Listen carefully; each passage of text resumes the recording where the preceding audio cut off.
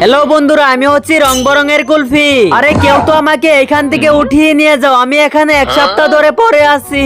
আচ্ছা আমি তোকে উঠিয়ে নিয়ে যাব। আরে ওয়াও, মেয়েটা আমাকে উঠিয়ে নিয়ে যাবে আর উঠিয়েও নিল। আরে বাপরে, এখন মেয়েটা আমাকে সাইকেল দিয়ে কই নিয়ে যাচ্ছে। যাক, ভালোই লাগতেছে। আরে বাপরে, মেয়েটা আমাকে এখন এখানে কেন নিয়ে আসলো?